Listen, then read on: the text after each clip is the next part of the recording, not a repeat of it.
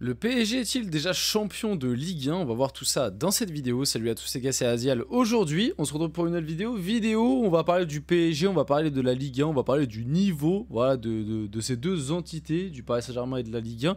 On va revenir notamment sur les propos de Walid Acharchour autour de la Ligue 1, des concurrents du PSG et même du PSG un peu globalement. Ça va permettre de développer et de se poser la question, même si on l'a déjà un peu fait hier, se poser la question sur le PSG. Est-ce que le PSG est déjà champion? Est-ce que le PSG a déjà tué la Ligue 1? Voilà, c'était ça le titre de la vidéo d'hier et la question, un petit peu le débat qu'on faisait. Donc n'hésitez pas à aller voir cette vidéo. Dans cette vidéo, on va y répondre aussi, mais très brièvement, on va plus parler du côté la Ligue 1, le PSG, ce que produit le PSG en Ligue 1. Bref, vous avez compris. On verra aussi d'autres actus sur le Paris Saint-Germain. Voilà, aujourd'hui, pas mal de vidéos sur le PSG, mine de rien, hein. Aujourd'hui, je sais pas, je me suis réveillé, j'avais envie de parler du PSG. Voilà, il y a eu pas mal de sujets, pas mal d'actus autour de ça. Donc je me suis dit, bon, allez, aujourd'hui, on se fait une petite journée parisienne, parce que c'est vrai qu'il y a pas mal de vidéos autour du PSG, mais bon, aussi, c'est parce qu'il y a des actus mercato, voilà, il y a des joueurs, etc. Donc voilà, en tout cas, il y a des choses à dire positives en ce moment sur Paris, et ça fait plaisir, parce que ces derniers temps, c'était pas forcément toujours positif à chaque fois qu'on faisait des vidéos sur le PSG. Avant que la vidéo commence, n'hésitez pas à la liker, commenter, partager, vous abonner, ça fait toujours plaisir et ça aide pour le développement de la chaîne.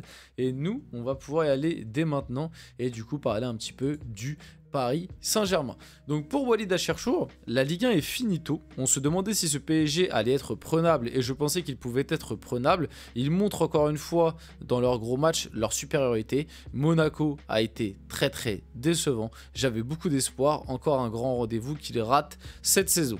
Alors déjà, je voudrais réagir par rapport à ça. C'est qu'honnêtement, ça me fait plaisir. Non, je vous dis la vérité, ça me fait plaisir la tournure de la saison, parce que qu'est-ce qu'on n'a pas entendu pendant tout l'été et même le mois de septembre, les débats autour du PSG et du reste de la Ligue 1. Non mais vraiment, t'entendais les débats, t'avais l'impression que le PSG était devenu une équipe minable. Alors que, je tiens à le rappeler, le PSG a certes perdu Mbappé, mais après, sinon, c'est exactement le même effectif. Et j'ai même envie de dire que l'effectif est meilleur que l'année dernière globalement, puisque tu as recruté João Neves, Pacho, qui répondaient à des réels besoins. Et qui en plus ont été des recrues performantes immédiates. Donc tu perds Mbappé certes, mais tu récupères deux joueurs qui se sont installés directement en tant que titulaires et qui t'apportent une plus-value dingue par rapport à l'année dernière. Donc collectivement parlant, pour moi, t'étais pas... Et puis en plus, on sait que Mbappé, l'année dernière, la saison était pas idéal même s'il marquait des buts, et que il te coûtait aussi beaucoup tactiquement, parce que quand tu n'avais pas le ballon, bah, c'est comme si tu jouais à 10, et on sait que dans le jeu de Luis Enrique c'est un frein d'avoir un joueur qui a très peu d'activité sans ballon. Donc je comprenais pas trop tous ces débats autour du PSG en Ligue 1. Le PSG en Ligue des Champions, là oui, les débats, et puis en plus ça s'est avéré vrai malheureusement, que là oui, il y a un plafond de verre qui est certain, mais moi personnellement, j'ai jamais eu trop peur cette année du PSG en Ligue 1. Alors oui, il y a eu la petite hype marseillaise, oui, il y a eu la petite hype monégasque, mais moi j'estimais et je réclamais de la part du PSG d'être quand même leader. Alors peut-être pas avec 10 points à la trêve, hein, si je veux être honnête, ça se passe peut-être un petit peu mieux que ce que je prévoyais en étant 100% honnête, mais pour moi le PSG ça faisait pas un pli cette année en Ligue 1, je voyais le PSG champion. Et pourtant, quand t'écoutais la plupart des gens, en tout cas la plupart des consultants, etc., sur les plateaux télé, enfin beaucoup à la télé mine de rien, parce que sur YouTube, je voyais pas trop ça, à part chez les youtubeurs marseillais, etc. Mais ça c'est différent parce que c'est des supporters, et puis t'as ce truc d'y croire, d'espérer, donc on faut pas non plus trop prendre ça en compte. Mais quand je voyais on va dire des youtubeurs ou des vidéos sur le sujet avec des analyses un petit peu plus objectives, je voyais pas forcément ces avis-là, mais je les voyais beaucoup à la radio, télé, vous avez capté les médias comme ça, que cette année, le PSG allait se faire inquiéter, que cette année, le PSG allait se faire bouger, que c'était plus le grand PSG, etc., etc. Et rien que pour tout ça, parce qu'on a vendu le PSG comme étant perdu sans Mbappé cette année et que ça allait être une catastrophe, rien que pour tout ça, je suis ravi. Je suis ravi parce que on a remis les pendules à l'heure, on a fait fermer des bouches à énormément de gens, et croyez-moi bien que là, dans les médias football, il y a beaucoup de gens qui attendaient que la chute du PSG cette année avec le départ de Mbappé, et ça n'est pas encore arrivé, en tout cas en Ligue 1, parce que c'est vrai qu'en Ligue des Champions, voilà, on va se calmer parce qu'on n'est pas encore qualifié et que si on se qualifie pas, ce serait honteux. Mais ça fait fermer des bouches à pas mal de gens malgré tout. J'oublie pas quand même que pour moi, cet effectif manque de qualité pour avec des champions et que du coup je suis plutôt en accord avec le fait qu'il faut recruter et que l'effectif actuel est quand même un peu limité si tu veux aller au bout. Maintenant on verra de quoi est fait l'avenir, ça reste que mon avis.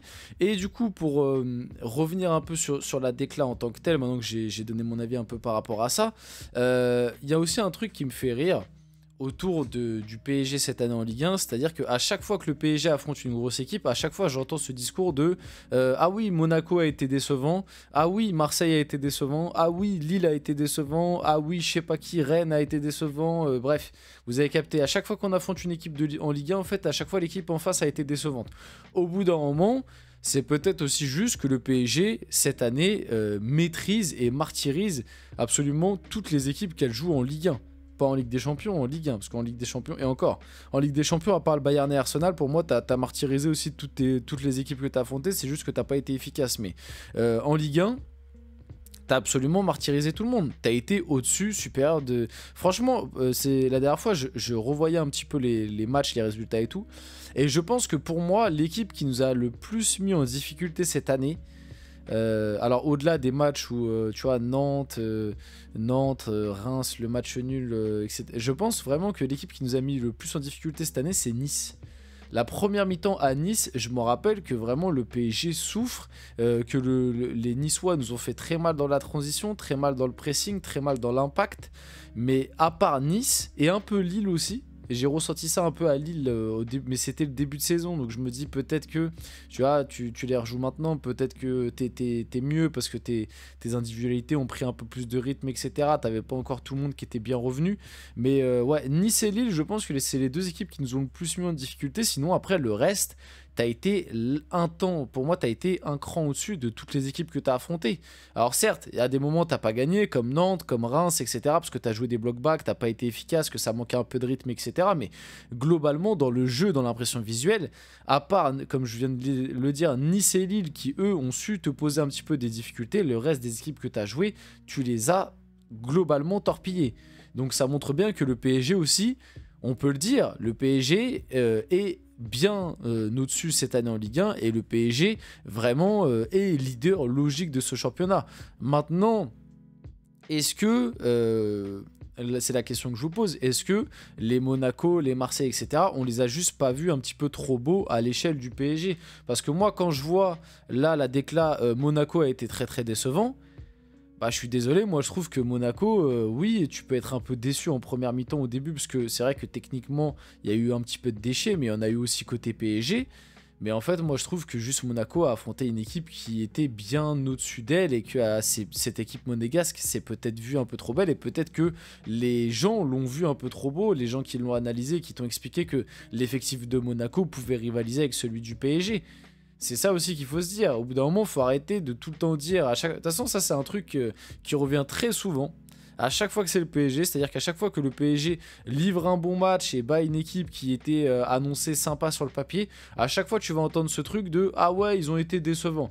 En fait, on n'a pas le droit de dire qu'aussi le PSG a fait déjouer Monaco, que le PSG a été au-dessus de Monaco, que le PSG a fait son match, ils ont été performants, ils sont rentrés dedans et que le PSG mérite sa victoire et mérite les 10 points d'avance. Non, il faut dire ah bah Monaco a été décevant, j'avais beaucoup d'espoir et ils ont raté encore un gros rendez-vous. Voilà, mais bon. C'est dommage, mais voilà un peu mon avis là-dessus. Donc par rapport à la question, la Ligue 1 finalement, en tout cas les grosses écuries de Ligue 1, on les a peut-être vues un petit peu trop belles par rapport au PSG. Et puis le PSG remet juste les pendules à l'heure et ça fait plaisir.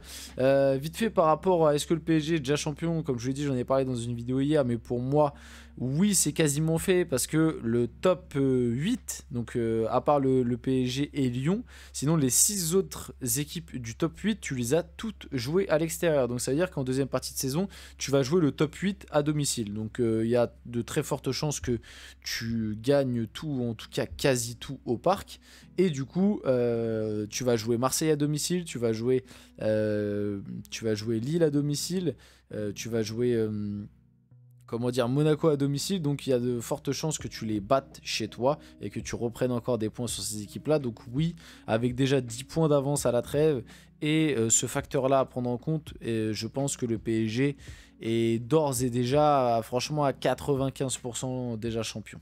On finit la vidéo là-dessus en vrai. Je voulais voir vite fait d'autres actus, mais je vois que le temps passe. Vite fait, on peut peut-être réagir à cette déclat de Luis Enrique. Donc le niveau de la Ligue 1 est plus haut que ce qu'on m'avait dit. Monaco a été l'un des adversaires les plus coriaces cette saison et la saison passée. Donc voilà, malgré tout, le niveau de la Ligue 1 est pas si faible que ça d'après Luis Enrique. Et ça montre aussi que juste le PSG est performant, quoi. On a le droit de le dire que le PSG est performant, même si en Ligue des Champions, ça se matérialise pas tout le temps. Donc on finit la vidéo là-dessus. J'espère que cette vidéo vous a plu. Si c'est le cas, n'hésitez pas à la liker, commenter, partager, vous abonner. Les gars, c'était Azial. On se retrouve très rapidement pour une prochaine vidéo.